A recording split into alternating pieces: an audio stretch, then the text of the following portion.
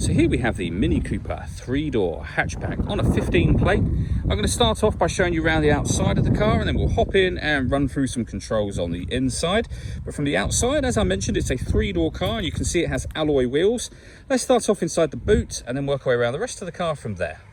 So as we approach the back of the car, you can see that given the size of it, we have plenty of boot space, along with that 60-40 split folding rear seat. And the boot space can be increased by lifting and storing this tray section away. Okay, so we're just going to work our way back round to the front of the car, and then we'll hop in and run through some controls on the inside. But now that we've done a full circle of it, you can see it's in excellent condition the whole way round. Just briefly before we climb in, I think it's well worth seeing the interior from this exterior point of view. There's plenty to run through on the dashboard, so let's hop in and we'll do that right now.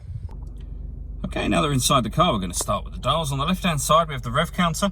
We have the speedometer in the middle, and on the right-hand side, the fuel gauge. Also in the middle, you can see the total miles of this car, which are 36,002.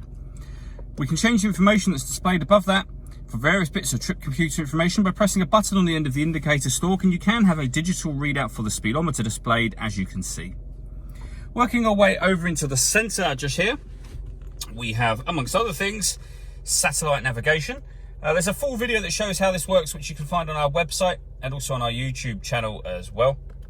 All of the controls, all the movement I'm making on the screen is all being done essentially using this dial, this collection of buttons as well, but basically you can do everything from this dial here. So you can rotate it round to select a menu you want to enter.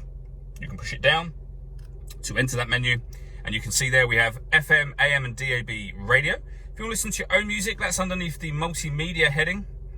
We've got plenty of ways to do that. So you've got a USB input. We can stream our music wirelessly via Bluetooth audio, and this car has auxiliary input as well. So as I say, loads of ways to listen to your music in this car. Working our way down, we have dual zone climate control. So you can adjust the passenger and driver temperature, the fan speed up and down. From here, you can determine where you'd like the air to be redirected with this button.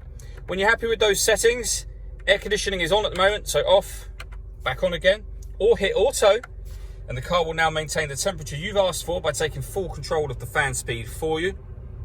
You can override that by pressing the auto button again, and it'll put you back on whatever settings you previously had it on. From here, we can turn off the traction control. We can start and stop the engine. This button turns off the stop and start. This car is designed to cut out when it's stationary in traffic to save you fuel. The system is off when that light shows. We then have the USB and auxiliary inputs I mentioned a moment ago, as well as a 12-volt charging socket, and then a 6-speed manual gearbox. All that leaves me to say is thank you for taking the time to watch this video. If you'd like to come and see the car in person and have a test drive, please feel free to call any of our MJA sites. We'd love to hear from you soon.